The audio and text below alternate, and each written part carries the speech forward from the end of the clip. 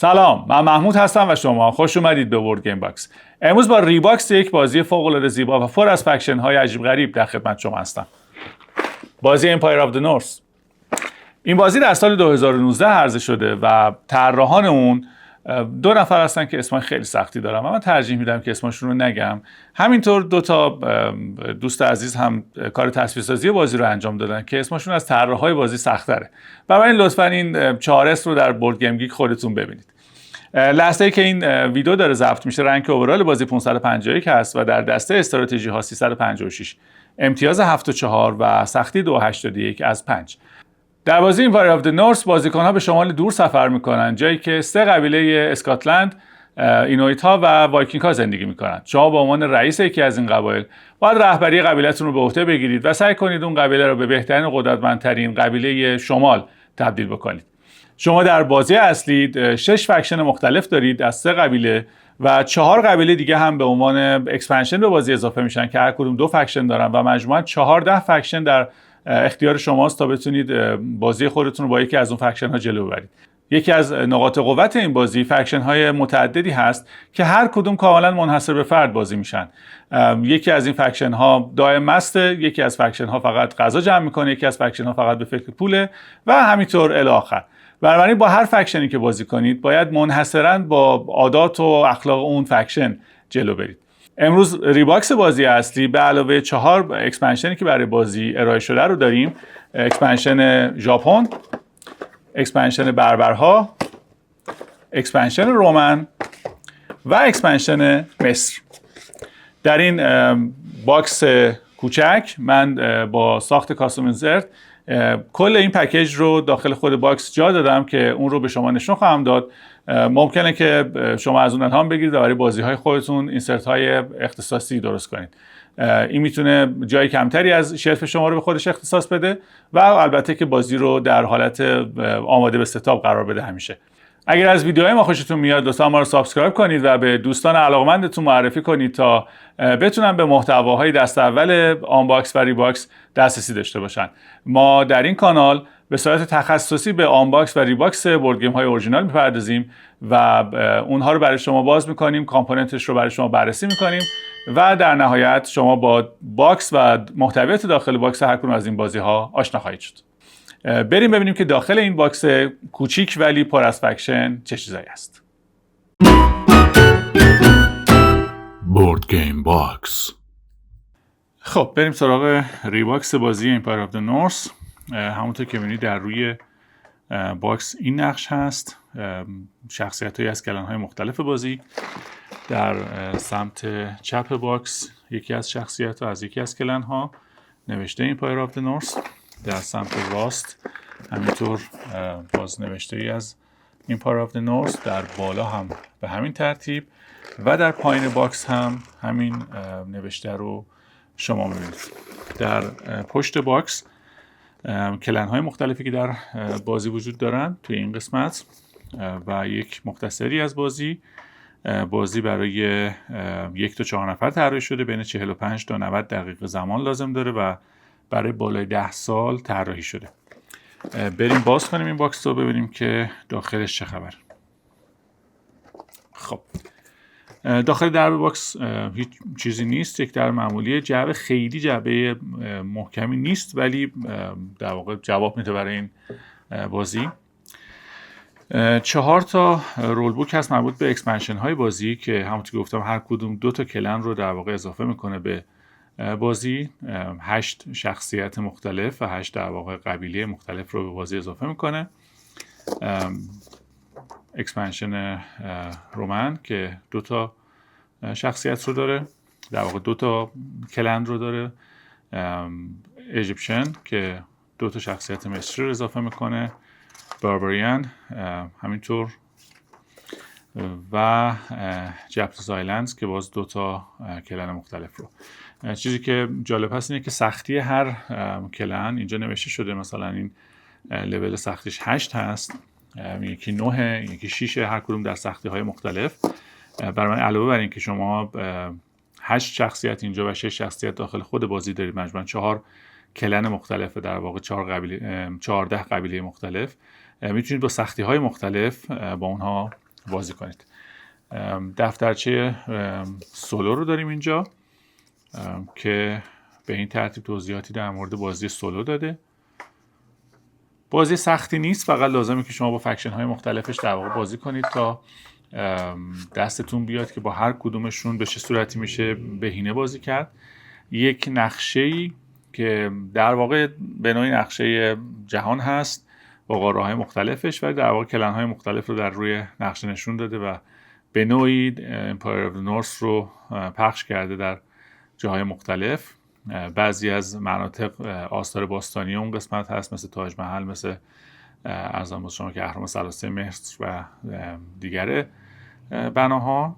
و در اصل نقشه جالبیه. در پشتش هم تعدادی از محصولاتی که در واقع زیر مجموعه ایمپریال سترلز عرضه شدن رو نشون میده و اون زمانی که این برگ چاپ شده فقط همین 3 تا اکسپنشن براش اومده بود. خب میرسیم به رول بوک بازی. رول بوک بازی هم جنس نسبتاً کاهی داره، خیلی کاغذ مرغوبی به اون صورت نیست، نه اینکه مرغوب نباشه، کاغذ خیلی خاصی نیست، کاغذ به نسبت ضخیم معمول هست. توضیحات بازی، کارت ها که در واقع چه امکاناتی دارن، چجوری باید در واقع باشون ارتباط برقرار کرد، ستاپ بازی، جریان بازی که هر کدوم به چه حالتی هست. این کلن ها و سختی هایی است که در واقع کلن های بیسیک در کور گیم بازی، در بازی اصلی دارن، از سختی 1 تا سختی 8. اکشن ها و این هم از رول بوک. خب همونطور که گفتم، من وقتی که این بازی رو گرفتم و 4 اکسپنشنش رو گرفتن، یکی از مواردم در مورد این بازی بود که بتونم همه این اکسپنشن ها رو توی باکس جا بدم. توی اینترنت گشتم دنبال اینسرتی که بتونم این کار رو انجام بدم. همه این اینسرت ها یا این سینی در واقع منابع رو از جعبه حذف کرده بودن و کل کارت ها رو به این ترتیب گذاشته بودم. من دوست داشتم که این سینی منابع اینجا باشن. برای من تصمیم گرفتم که یک کاستوم اینسرت با سلیقه خودم و در واقع برای استفاده خودم تهیه کنم. برای من این سینی منابع رو نگه داشتم و حالا خود اینسرت رو هم نشون شما خواهم داد. خب منابع مختلف، گوسفند که همونطور که میبینید، بذارید من خودم بیام نزدیکتر. اینجا خیلی خیلی بازی گوگلی و خوشگلی هست، منابع خیلی بامزه‌ای داره. اینها گوسفندانی هستن که در بازی استفاده میشه به عنوان منبع. همینطور منابع ماهی، چوب بسیار خوبیه، رنگ بسیار عالی خورده روش، کیفیت خیلی خوب داره. منبع سیب یا فروت و منابع چوب و همینطور منابع سنگ. اینها سکه های بازی هستند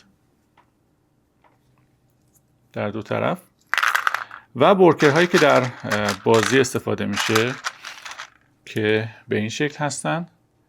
جالبه که یک ورکر مشکی رنگ هم که تقریبا حالت یک نینجا رو داره در این ورکرها وجود داره. هیچ جایش اشاره بهش نشده، همه گفتن جزو یکی از ورکرهای بازیه و هیچ عملکرد خاصی هم نداره، عیناً مثل بقیه ورکرها کار میشه. فقط همین یک دونه مشکی که خب در نوع خودش جالب. و این توکن های رید اگر اشتباه نکنم که برای وقتی میخوایم حمله کنیم استفاده میشه و البته ممکن است کلن هایم از این توکن استفاده بکنن.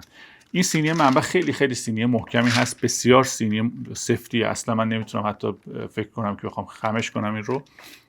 برای همین خیلی برام مهم بود که این رو به همین ترتیب نگه دارم. خب بریم سراغ خود باکس.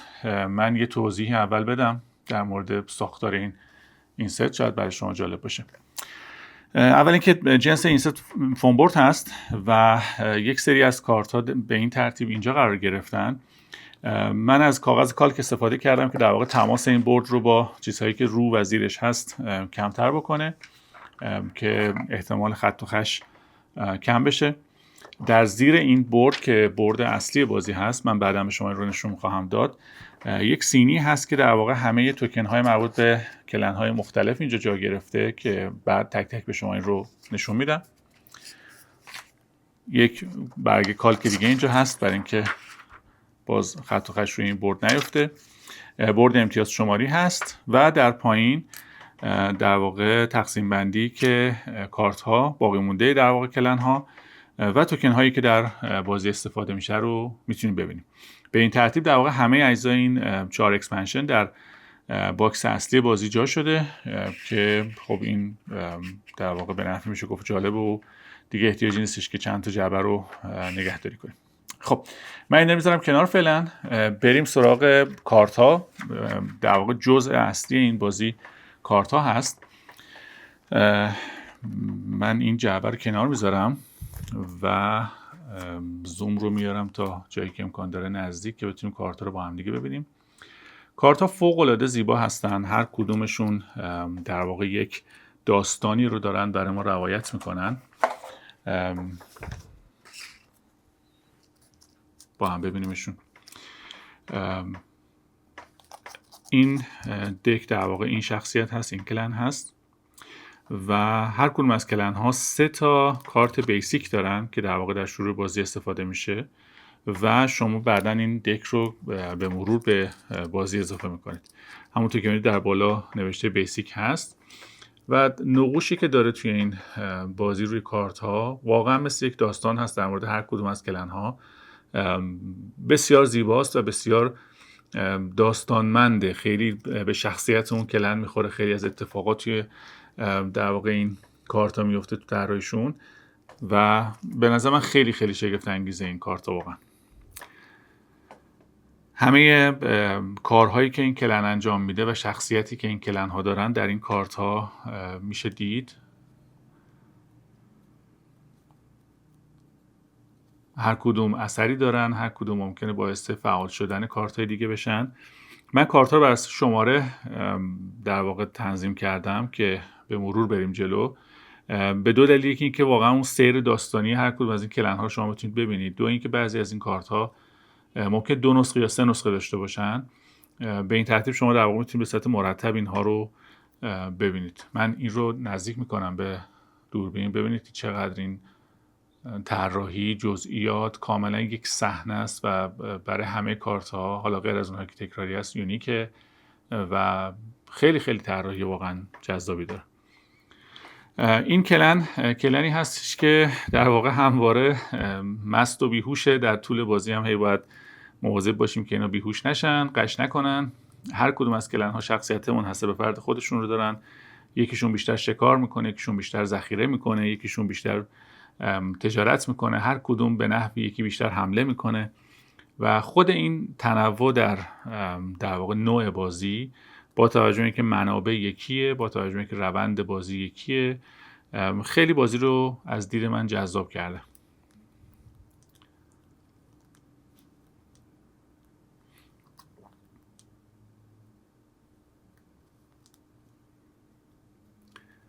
گله داری میکنند و در همه جا شما یک در واقع بشکه مشروب رو میتونید ببینید و این لیوان آبجو یا شاید بشکه آبجو که بخش جدایی ناپذیر این کلن هست. این کلن رو بذارید من اسمش رو هم به شما ببینم که میتونم پیدا کنم و بگم. قسمت رو بذارم اینجا. خب این رو هیدل کلن، اگر که من درست بخونم اسم این کلن رو در واقع هیدل کلن گذاشتن. کلن دومی که میخوایم بریم سراغش این کلن هست. باز در واقع 2 تا بک مختلف داره در 2 رنگ مختلف، کارت های بیسیک و کارت های اصلی. کارت های بیسیک معمولا مقدار روشن‌تر هستن. اولاف کلن هست.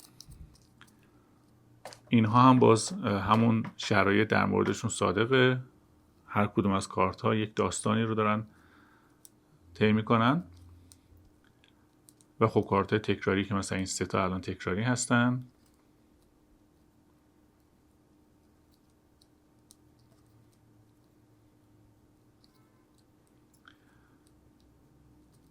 پیچیدگی هر کدوم از این کلن ها به نوع بازیشون و در واقع پیچیدگی حرکاتی که باید با کارت ها انجام بشه برمیگرده. این که چطور میشه کمبو زد، چطور میشه از قابلیت کارت ها به نحو احسن استفاده کرد و در واقع اپتیموم بازی کردن توی این بازی میتونه خیلی مهم باشه و کمبوهای بسیار قدرتمندی بشه زد. خیلی از کارت ها به صورت سریالی بقیه کارت ها رو دوباره اکتیو میکنن، بعضی از کارت ها شرایط رو دوباره ریست میکنن و شما میتونید دوباره استفاده کنید از اون کارت ها و به این ترتیب یک سلسله کمبو میشه اتفاق بیفته که خب خیلی میتونه هوشمندانه باشه و خیلی میتونه جذاب باشه توی بازی.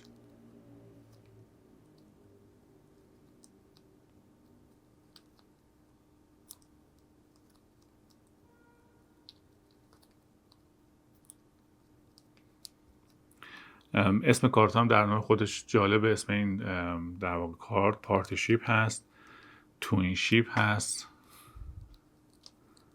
و اسامی دیگه که هر قسمتش جذابیت خودش رو داره. خب بریم سراغ کلن سوم. کلن سوم نانورجوک هست اگر اشتباه نکنم، نانورجوک کلن که این بک رو داره و در واقع کارت های بیسیکش با یک رنگ روشن‌تر. این کلن و کلن بعدی در واقع کلن های اسکیمو هستن و همونطور که می‌بینید بیشتر در یخ و قطب زندگی میکنن و همه تصویرها یک باره زمستانی میشه وقتی که با این کلن بازی میکنیم.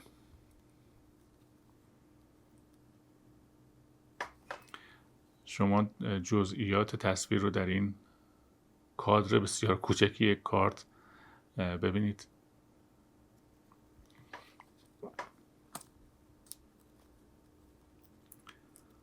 سورتماهای اسکیموها، پنگوئن و همه المان هایی که مربوط به قطب حالا یا جنوب یا شمال میشه. شاید چون ایمپایر آف دی نورث احتمالاً قطب شمال.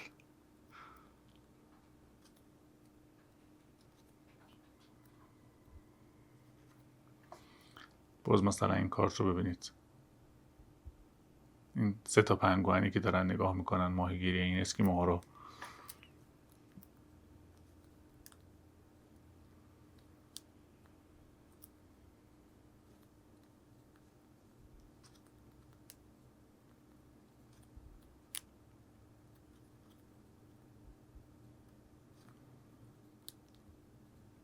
یکی از جذابیتایی که این بازی از دید من داره اینه که شما وقتی بازی میکنید هر کدوم از کارتا رو اگر بهش دقت کنید و در واقع تصویرش رو بهش توجه خاصی داشته باشید، بازی رو خیلی خیلی لذت بخش‌تر میکنه.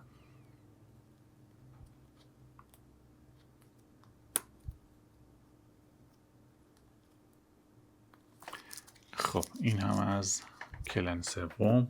بریم سراغ کلن بعدی که اسکیمو هست، این دختر اسکیمو و باز کارت های بیسیک که روشن‌تر هست.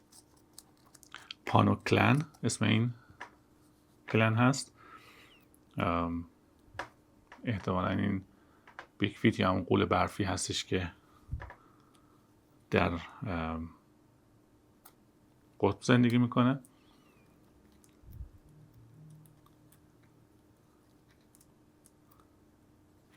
خرس‌های قطبی،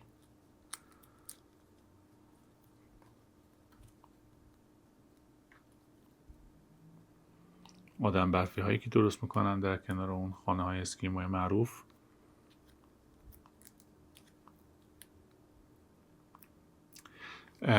این کارت رو ببینید یک گلخانه است که خب اصلا کانسپت این که یک گلخانه در قطب جنوب وجود داشته باشه حالا به نوعی میتونه جذاب باشه یا حتی مقداری شبیه شوخی باشه، ولی این کارت به شما 2 تا فروت میده، 2 تا سیب میده. در واقع تصویر روی کارت کاملا با عملکردی که داره همخونی داره و این خب خیلی میتونه جذاب باشه.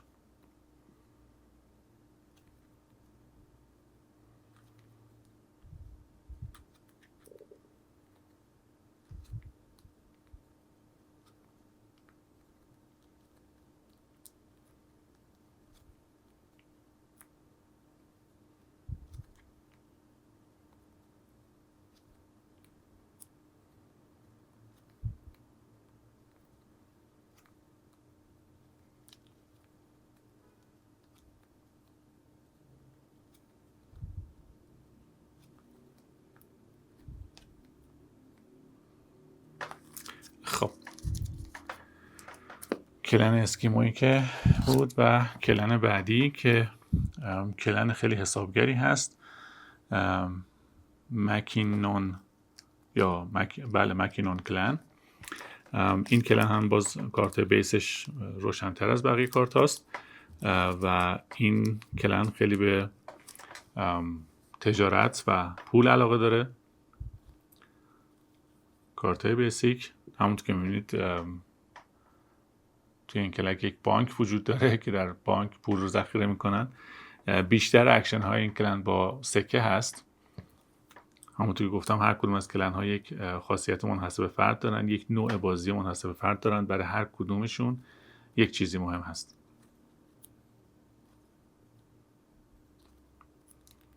این کلن تجارت مهارت اصلیش است. من کارتایی که مشابه هست رو سعی میکنم که زودتر با هم دیگه رد کنم که دیگه تکراری نباشه.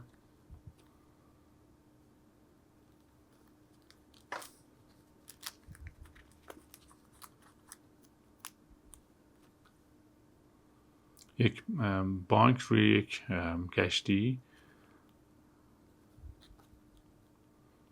انگار که ذخیره پولشون رو برمی‌دارن روی کشتی و به خودشون حمل میکنن.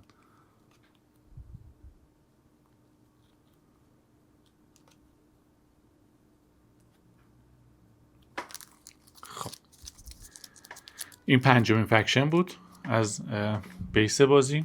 فکشن آخری که از بیس بازی اینجا هست گلن کلن هست که در واقع بیشتر زارن در آواز خواندن مهارت دارن. کارت بیس که باز بکشون از بک اصلی کارت مقدار روشن‌تره.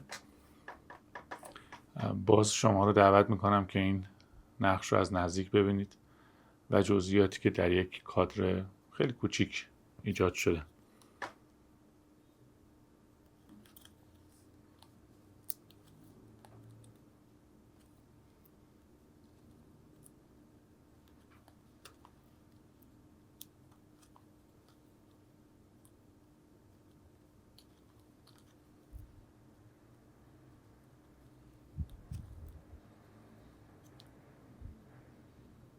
تعداد کارت‌های تکراری در کلن‌های مختلف متفاوته. تو بعضی‌هاشون تعداد کارت‌های تکراری بیشتری وجود داره و در بعضی‌هاشون مثل همین کلن تعداد کارت‌های تکراری کمتره.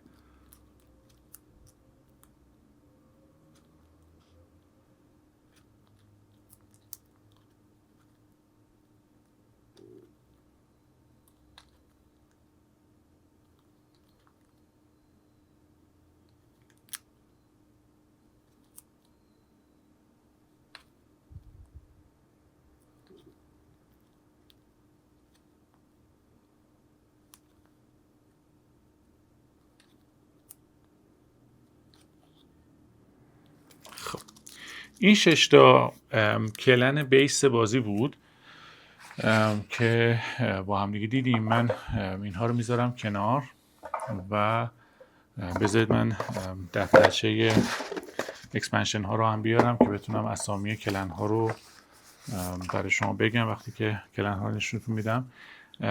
میرسیم به جپنیز آیلند، اولین اکسپنشنی که برای این بازی بیرون اومده. این رو شما از روی شماره سریالی که روی کارت هست میتونید در واقع تشخیص بدید که کدوم اکسپنشن زودتر اومده. این اکسپنشن اسمش یومینکو کلن هست. باز همون حالتی که گفتم کارت بیس رنگشون روشن‌تره.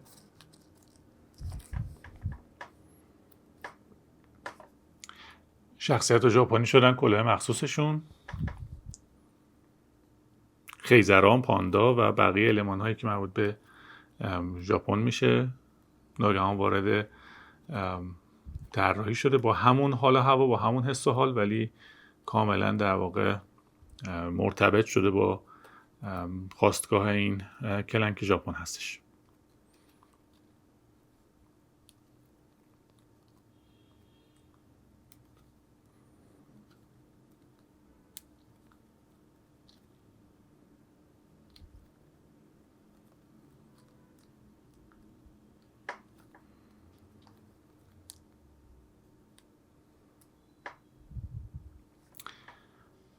imperial taxes.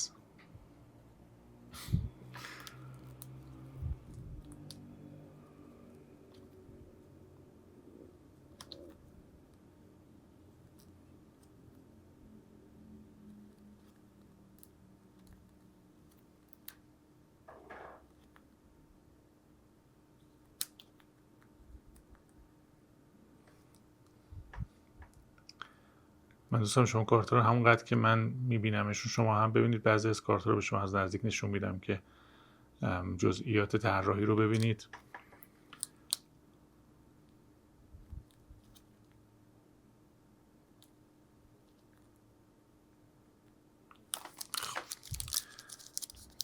کلن اول این اکسپنشن و کلن دومش که به اسم سایکورو کلن هست.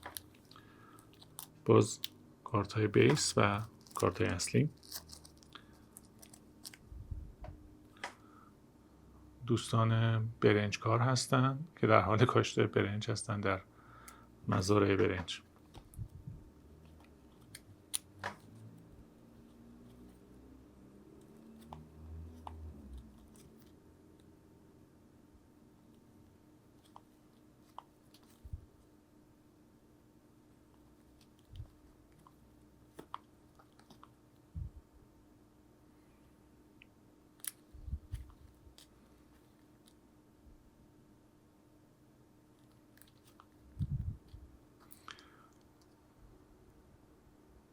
باز این کارت رو ببینید از نزدیک.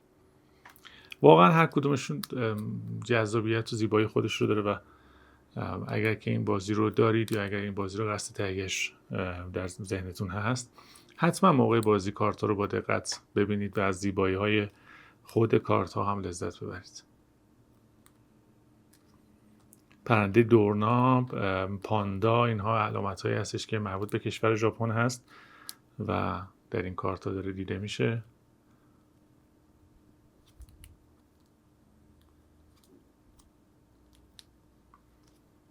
ساکورا،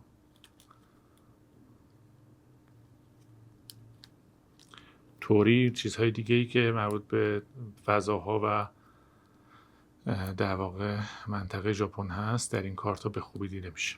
خب این هم از اکسپنشن اول، اکسپنشن در واقع ژاپن. بریم سراغ اکسپنشن دوم، در واقع دسته اول اکسپنشن دوم که مربوط میشه به اکسپنشن رومن بنرز که باز این کلن که اسمش تراجانا کلن هست.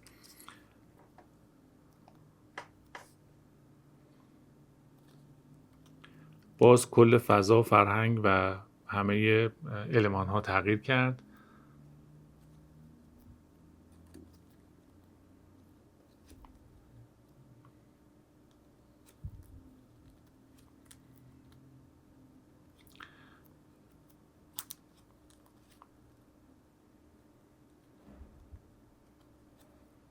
المان هایی که در این قسمت کار شده مربوط به همون فرهنگ هست.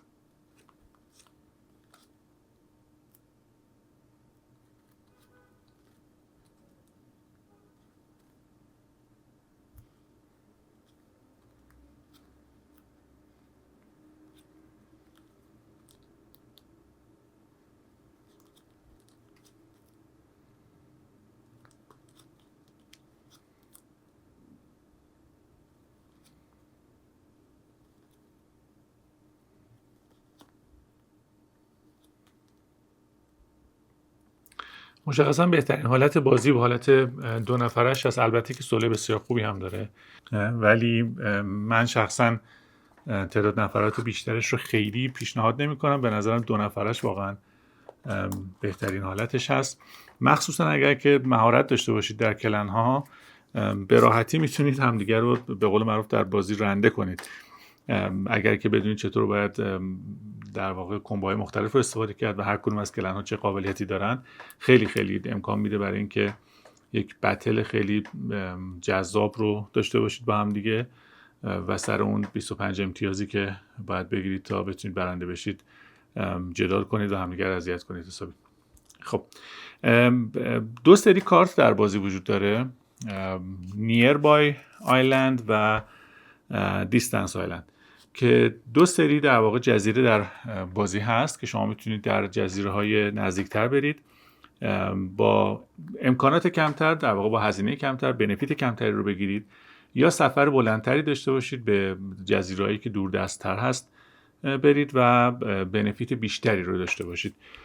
این دسته که اینجا دارم بهتون نشون میدم در واقع دسته‌ای هست که مربوط به همه اکسپنشن ها هست. همونطور که می‌بینید در گوشه سمت چپ پایین هر کارت عددی هست که خب شماره سریال هر کارت هست و علامتی که مشخص میکنه که هر کدوم از اینها مربوط به کدوم یکی از در واقع اکسپنشن ها هست و یا مربوط به بازی اصلی هست یا نه. بنابراین این دسته کارت در واقع جزایر که در دو تا دسته کارت نزدیک و دور هست مربوط به تمام بازی میشه. جزیره های نزدیک بک پشتش این هست، این نقش هست، و جزیره های دور دستتر دیستنس آیلند در واقع این نقش رو داره. خب بریم با هم دیگه اینا رو ببینیم.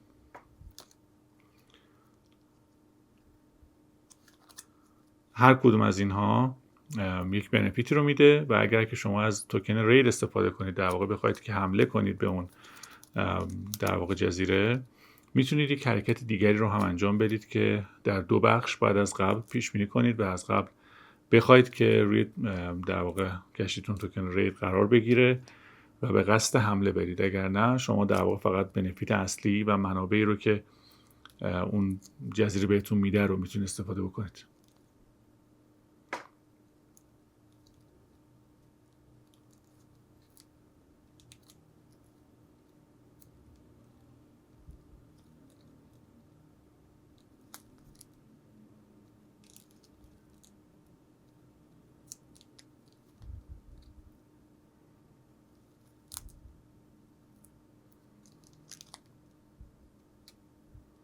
اسامی جزیره هم که گفتم بسیار جذاب: اسکورپیون آیلند، دراگون آیلند، تورتوز آیلند و بقیه اسامی همه اسمایی هستش که شما در طراحی خود این کارت ها هم میتونید ببینیدشون و از دید من خیلی جذابه و خیلی بامزه طراحی شده.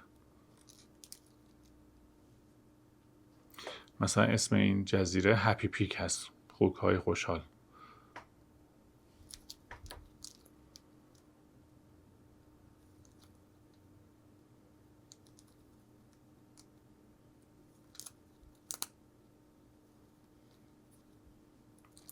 خب این از جزایر نزدیک نیربای. بریم سراغ جزیره دیستنس. توی این جزیره هم همینطور هست. اگر که شما بخواید حمله بکنید بنفیت بیشتری رو دریافت میکنید. به صورت معمولی میبینید که اینجا 4 تا منبع داریم به جای 3 تا منبعی که در جزایر نزدیک بود و اگر که حمله هم بکنید باز بنفیت ارزشمندتر رو به نسبت جزیره های نزدیک میتونید بگیرید.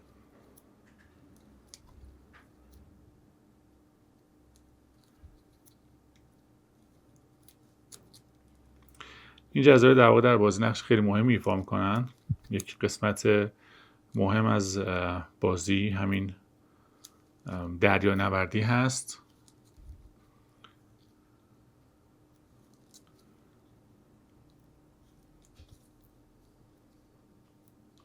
بازم تکرار میکنم که این دو تا دسته کارت مربوط به همه اکسپنشن ها میشه، در واقع بازی بیس و اکسپنشن هایی که در بازی هست. خب این هم از جزایر. بریم سراغ در واقع دسته بعدی از کارت ها که اجازه بدید که من یه دونه کارت رو هم بیارم بیرون و به شما اینها رو نشون بدم. خب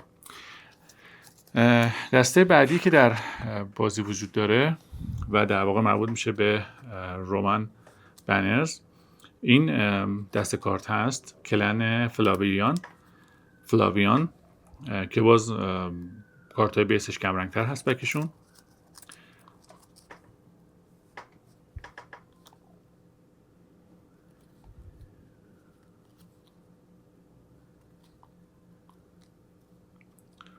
باز یک حال هوا از روم. کلوزوم که در حال ساختش هستن این کوچولوهای با مزه.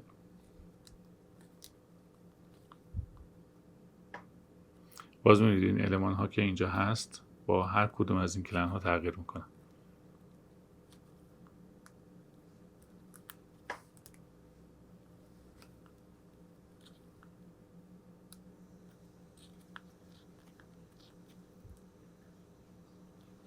ژن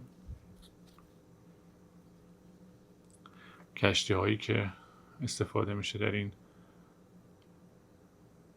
تصویر سازی و در این بازی، و حالا توکن های کشتی که نشونتون خواهم داد هر کدومشون یک نقشه به خصوص هست و یک تصویر خاص خود اون کلن هست.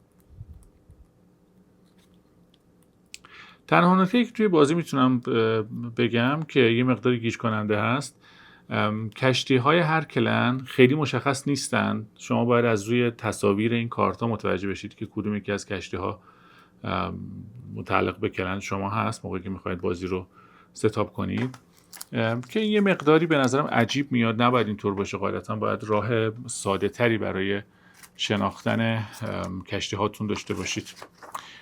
این چیزی که اینجا من فراموش کردم میگم، 4 تا پلیر 8 هم در بازی وجود داره. یکیشون راند اوورویو هست که در واقع هر راند رو توضیح میده که چه کاری باید انجام شه، و در پشتش هم اکشن اوورویو هست که اکشن هایی که میتونه انجام بدید رو بررسی کرده. 4 تا در بازی بیس هست و دیگه در اکسپنشن ها این کارت رو شما نمیبینید.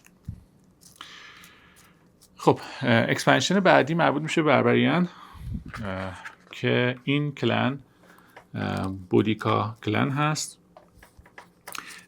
باز هم همونطور که گفتم 3 تا کارت بیسیک، رنگشون متفاوت هست، رنگ زمینشون، بک‌گراندشون با بقیه کارت ها.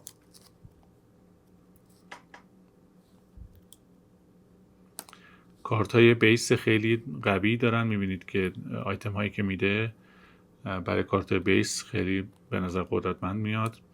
باز نوع کشتی متفاوته، نوع قایق‌هاشون متفاوته، تخصص اینها حمله هست، خیلی کلن های تهاجمی هستن این اکسپنشن.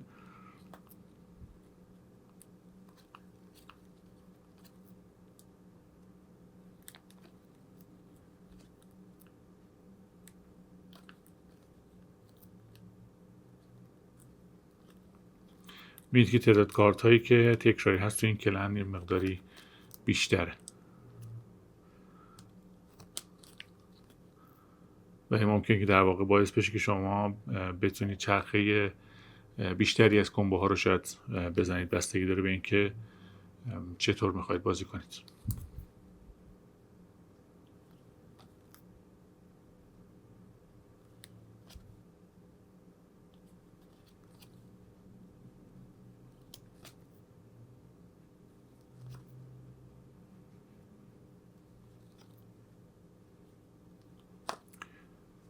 و این هم از این کلن. خب بریم سراغ دسته بعدی این کلن که یک دسته خیلی خشن هست و تخصصشون همونطور که گفتم حمله و غارت هست. اگر که درست بخونم اوروارد کرن هستن که این 3 تا کارت بیسشون هست. مثلا در کارت اول اینجا بگیرم که واضح‌تر باشه، همونطور که می‌بینید یه نفری داره تو اون دریاچه شنا میکنه و یک پری دریایی همونجا هست. در کارت دوم اون فرد از این دریاچه آمده بیرون و حالا در کارت بعدی اتفاقات دیگری میفته. این که میگم یک سیر داستانی داره روی کارت ها. اینها آرتیف هستند، آثار هنری رو میدزدن.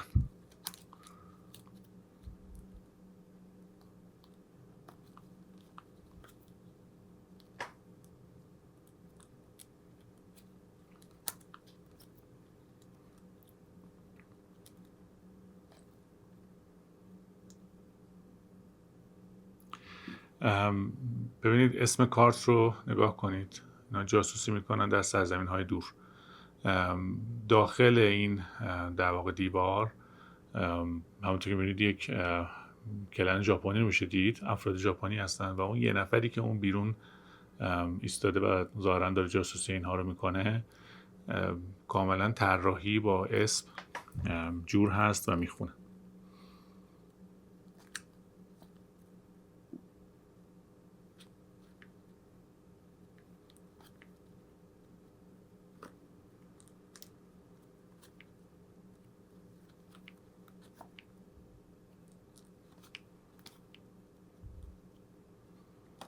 همونطور گفتم توی این اکسپنشن کارت های تکراری به نسبت بقیه اکسپنشن ها بیشتر بود.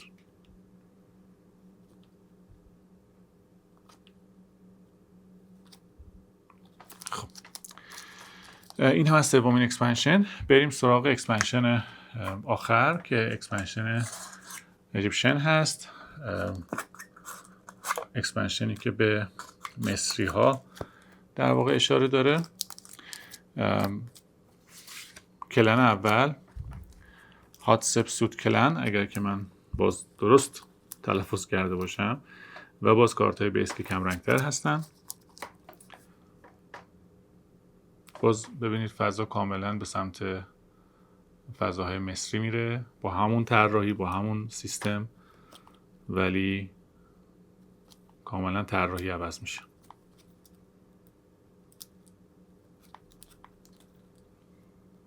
من کارت های تکراری رو سریعتر رد میکنم.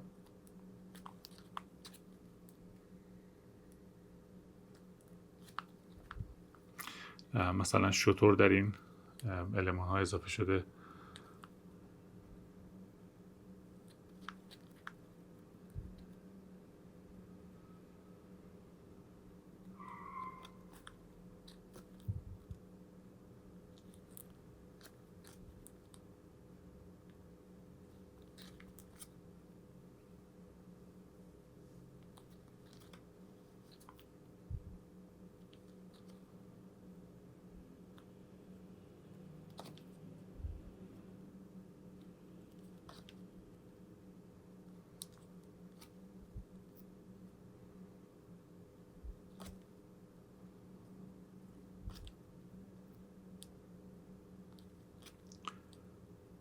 این از اکسپنشن در واقع کلن اول اکسپنشن مصری ها و دست کارت آخر که در حقیقت کلن دوم اکسپنشن ایژیپشن هست به اسم آمنهوتپ، که این یک دونه کلن 4 تا کارت بیس داره به جای 3 تا. فقط توی این کلن رو میشه دید.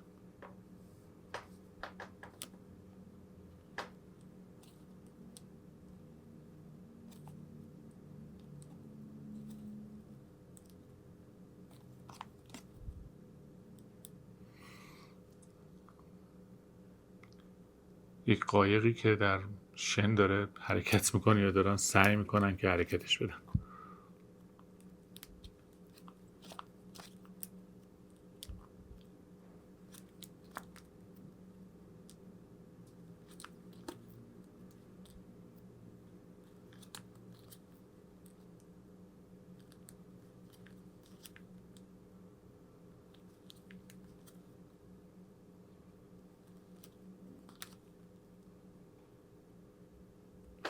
مومیایی مثلا اینجا المانی هستش که در این کارت استفاده شده.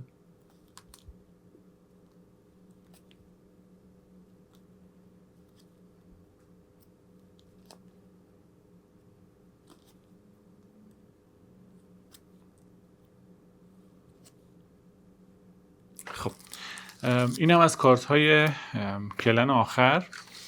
بریم سراغ این بورد ها و من این بورد ها رو بهتون نشون بدم. یک بورد اصلی توی بازی هست.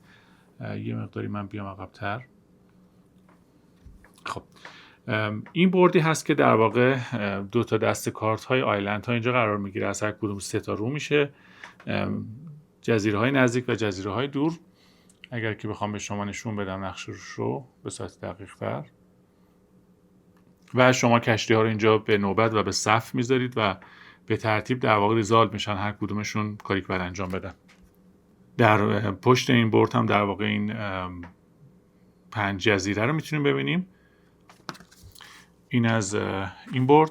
یک برد امتیاز شماری هست که همونطور که می‌بینید عدد 25 به صورت قرمز رنگ هست. اگر که به عدد 25 برسید در واقع اند گیم تریگر میشه و اون دور رو بازی میکنیم که حالا ممکنه خیلی از این 25 جلوتر هم بره.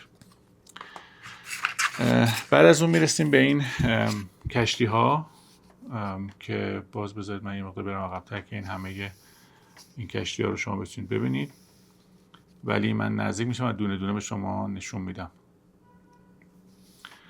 خب یک سری کشتی داخل خود بازی هست. این کشتی ها پشت روشون یک نقش هست. اینها کشتی هایی هستش که در واقع همه میتونن استفاده بکنن. بعضی از این کشتی ها منحصرا مربوط به کلن شما میشه، مثل این کشتی یا مثل این یکی.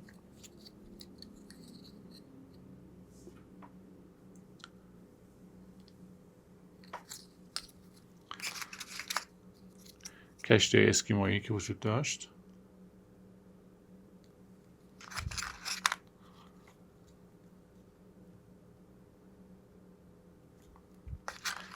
میگم تنها راه شناسایی اینها رجوع به کارت هاست و تطابق دادن این کشتی ها و اون کارت ها که خب یه مقداری میتونه سخت باشه. شاید من ترجیح میدم که در داخل رولبوک هر کدوم از این اکسپنشن ها یا حتی رولبوک اصلی خود بازی این نکته قید شده باشه.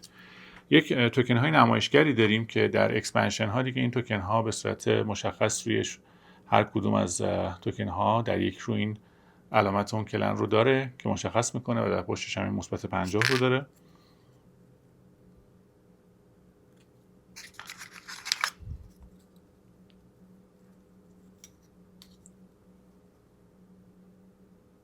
این دو تا کلن مربوط به کلن های ژاپن بود.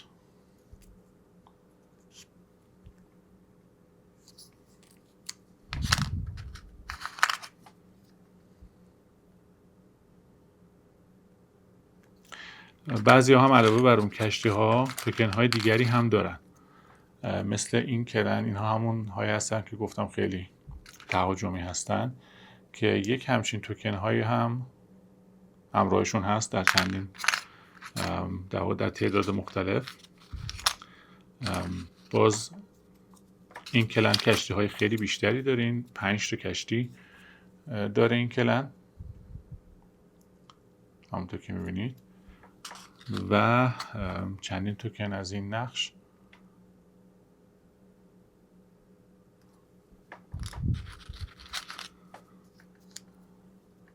اکسپنشن مصر که در واقع آخرین اکسپنشن هست و کشتی دیگری از این کلن. خب این هم از توکن های کشتی ها.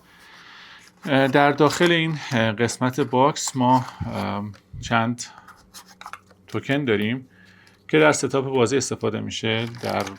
در واقع دور این قسمت این میتونه به این ترتیب بیاد و یک نقش این چنینی رو ایجاد بکنه.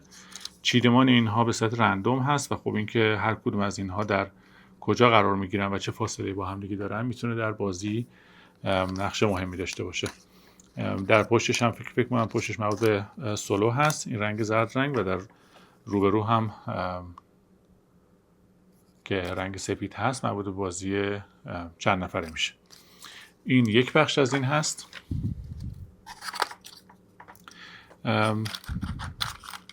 یک سری توکن عدد داریم از 1 تا 5 که مربوط میشه به اولویت دهی در بازی. 2 تا 4 تا در واقع کارت هست، 4 تا توکن هست که در واقع کارگرهایی که شما در طول بازی استفاده میکنید روی اینها قرار میگیره و حالا در بعضی مواقع تحت شرایطی به کلن شما برمیگرده. در 4 رنگ اصلی که در بازی بیس هست. 2 تا توکن 5x هست که اگر منبعی داشته باشید میتونید روی اینها قرار بدید برای اینکه منابع بیشتر از استفاده نشه و بقیه هم بتونن استفاده بکنن. و نشانگرهایی که به رنگ 4 در واقع 4 رنگ اصلی بازی بیس هست، زرد و سبز و آبی و قرمز که در یک طرف همونطور که گفتم در بازی بیس دیگه نشانی وجود نداره چون 6 تا کلن هست، ولی در اکسپنشن های بازی در واقع رو هر کدوم نشان اون کلن رو میشه دید. بهتر. خب و برای هر رنگ 2 نشانگر چوبی که همونطور که می‌بینید ضخامت خیلی خوبی داره و زرد، قرمز و سبز و یک نشانگر سفید هم هست اینجا که فکر می‌کنم عضو بازی سولو باشه. اینا در واقع محتویات جعبه بود. اجازه بدید من اینا رو بذارم بیرون که بتونم دور تا دور پایین جعبه رو هم به شما نشون بدم. یه خورده هم از جعبه فاصله بگیریم. خب در یک طرف این نقش وجود داره، در سمت دیگه این تصویر زیبا از قسمتی از فضای بازی، یکی از کلن‌های اسکیمو و کلن دیگری که اینجا میتونید ببینید. خب این هم از در واقع ریباکس بازی ایمپایر آف دی نورث با کاستومیزرتی که برای شما در واقع توضیحش دادم و نشونش دادم.